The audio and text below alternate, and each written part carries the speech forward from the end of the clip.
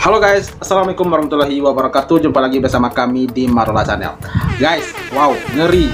Presiden akal sehat Rocky Gerung semakin menggila, sampai mengatakan kalau Presiden ke-8 Indonesia adalah di depan ratusan mahasiswa.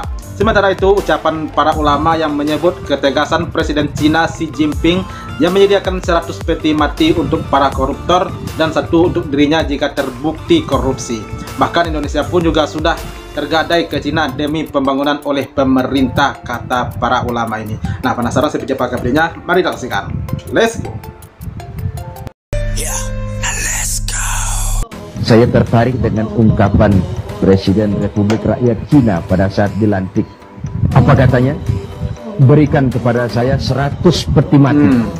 Yang 99 akan saya gunakan untuk koruptor di negeri. Iya. Yang 1 akan saya pakai sendiri kalau kamu lihat saya tidak benar. Siapkan 100 peti mati.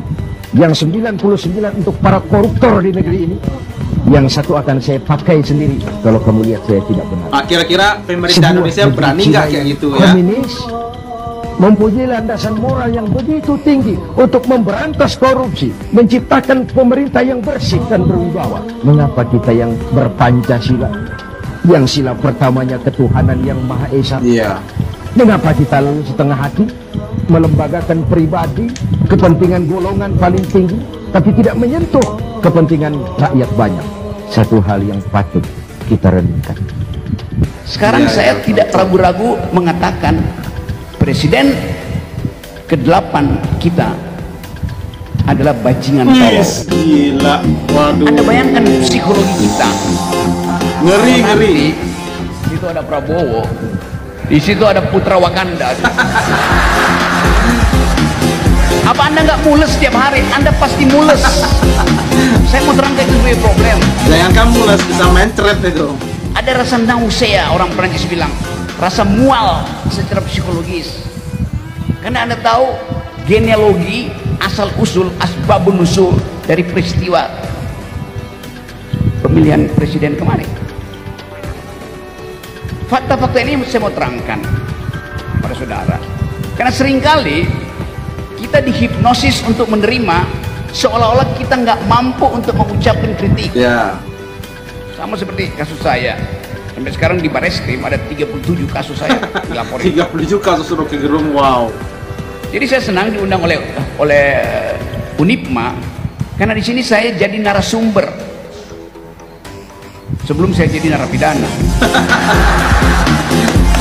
Tapi untung sekali pengadilan jadi narapidana karena mengkritik Jakarta Selatan memutuskan bahwa saya tidak bersalah. Gugatan yang meminta pengadilan memutuskan Rocky Gerung tidak boleh memberi ceramah di semua platform, universitas, LSM, YouTube, macam-macam, tidak boleh seumur hidup. Bahkan yang minta itu adalah pasukannya Kaisar Wakanda. Kaisar Wakanda. Tapi perubahan politik mengubah paradigma itu, akhirnya saya dibolehkan lagi. Dan gugatan itu ditolak oleh pengadilan. Artinya sekarang saya tidak ragu-ragu mengatakan Presiden ke-8 kita adalah bajingan tolol. 2017 72% sertifikat tanah hasil dari tangan Cina. Saya mengerinding nih. Kita tuh udah nggak ada, Pak.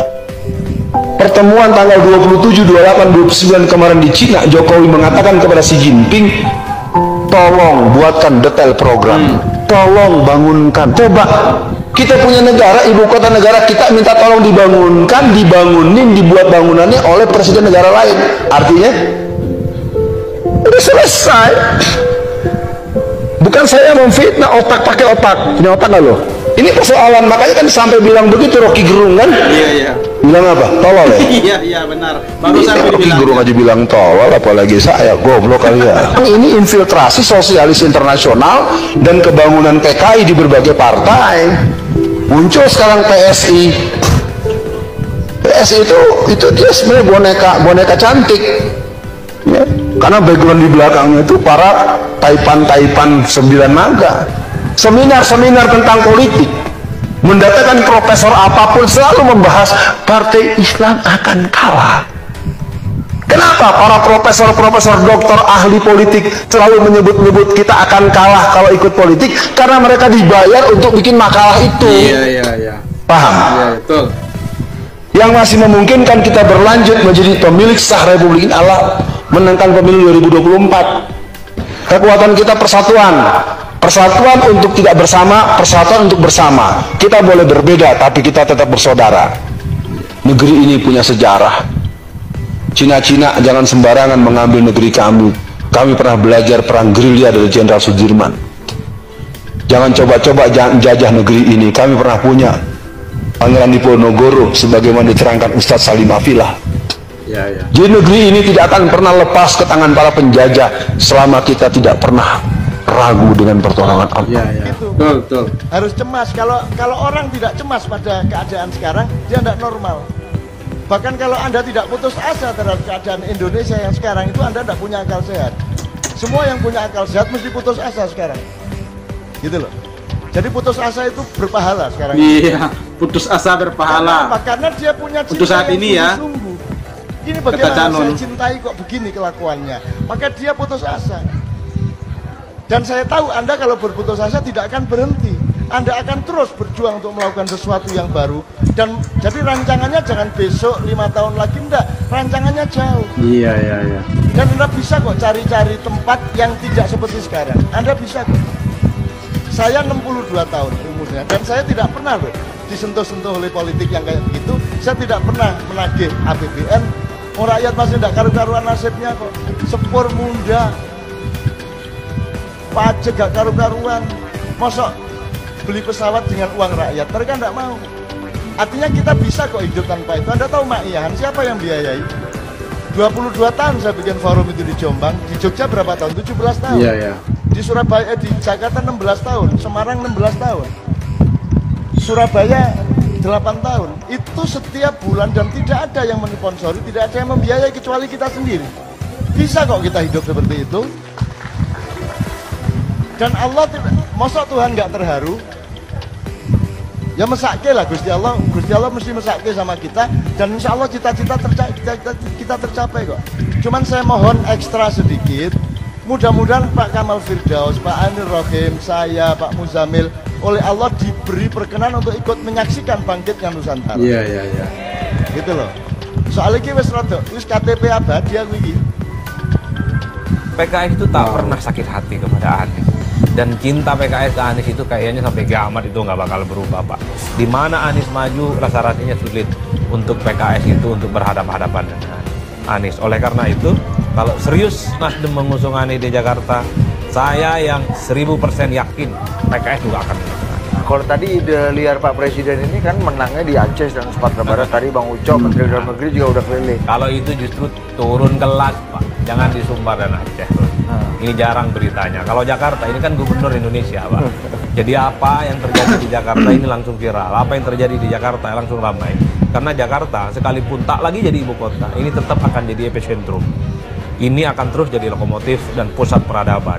Jadi kalau profiling gubernur Jakarta ini bagus, di 5 tahun yang akan datang, betul. Satu-satunya yang relatif bisa menyaingi aura head to head dengan Pak Prabowo Subianto ya kan.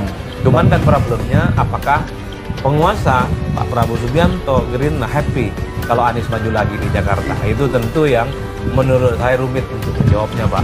Karena ini ibarat memelihara anak macan.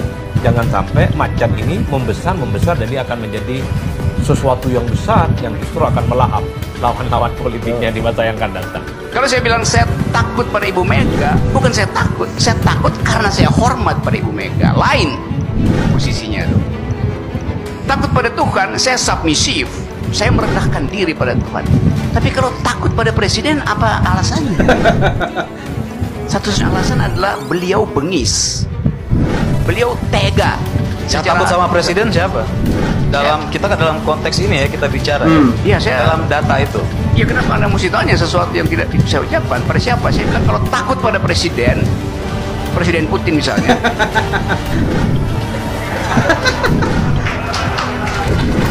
Atau Presiden Wakanda. Oke, karena dia bengis. Rocky Gerung takut menyebutkan Jokowi. Terima kasih Anda sudah sebutkan. Sebutkan saja.